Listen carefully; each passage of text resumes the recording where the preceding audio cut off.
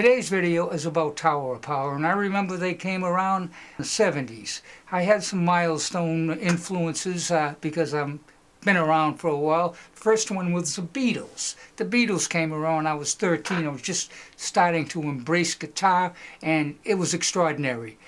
They sold their records out in a day, most of the time even less. When they published a new record, if you don't get to the store within 2 hours, they'd all be sold out. This happened over and over. They came and it was like a whirlwind of music. It was a new age of music just beginning. It was unbelievable. I enjoyed the hell out of it because it's Beatles songs, so much different and more melodic than the typical pop at that time, which is a lot of 1-6-2-5, like do do do do do do do do. The 1-6-2-5, like I think 50% of all the pop tunes were that.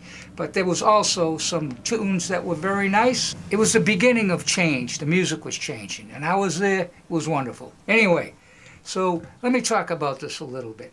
One of Tower of Power's big hits was What Is Hip. It was one note for the most part.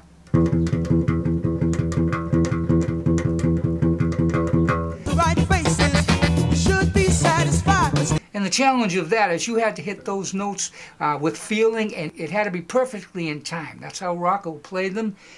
The lines I produced in the beginning were definitely inspired by Tower of Power. A lot of the lines were a double chromatic approach.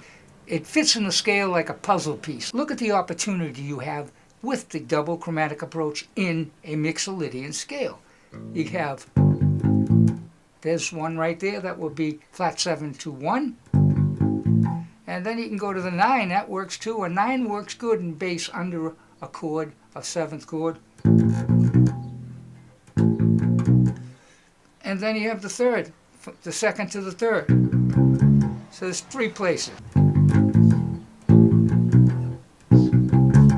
Another Rocco cliche would be like this. We're on an E7 still, and you would play.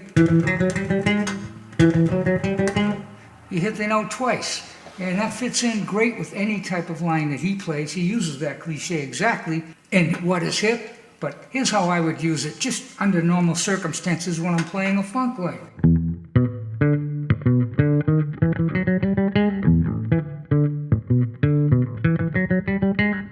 And that works out pretty nice.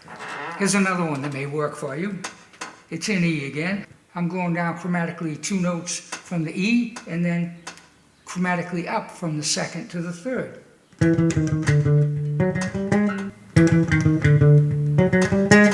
Right now I'd like to explore some very simple ways to play a double chromatic approach, and we're going to be using a minor 7th arpeggio. And the beauty of using the minor 7th arpeggio is that it is very symmetrical. As you can see, the first string, on the E string you have a 1 to a minor 3rd, and you can't really throw in anything there in the way of a double chromatic approach.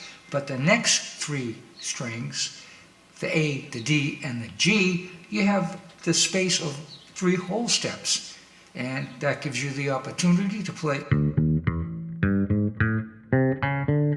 And that works out great.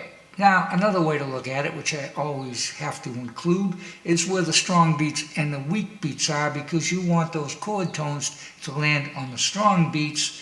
So you're hearing the chord tones of the arpeggio, which makes a very solid sound. Now, let's talk about the rhythm of it. To get those chord tones to be on a strong beat, you have to be careful. So we'll start with the D to the E. And in the previous example, we're using a major scale, and starting on the 4th is very dissonant, and it sounds ugly actually. But in a minor chord, in a minor 7th chord, if you play a 4th, it sounds beautiful. So we can include the 4th in our lines. So we'll start. So we have on the A, the D, and the G string, we have that whole step. We put a note in between, and if we started on a downbeat, it works out perfectly because the note in between winds up being on an upbeat. For instance, 1 and 2. The tone in between is what makes it sound interesting, and they have that tension and resolve.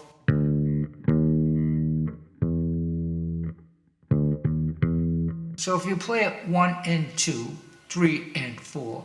And you stay on that shape.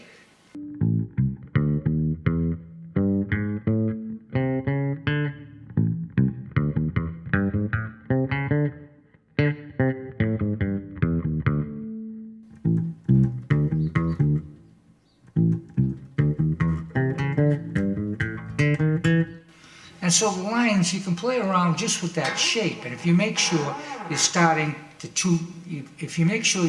the double chromatic approach on a downbeat, you're golden, because the next tone is going to be on the upbeat, which is the passing tone, the tone in between the two notes. That's all for this video. I hope you enjoyed it and got something out of it. I ask you might please subscribe, hit the bell to be notified of all the upcoming videos.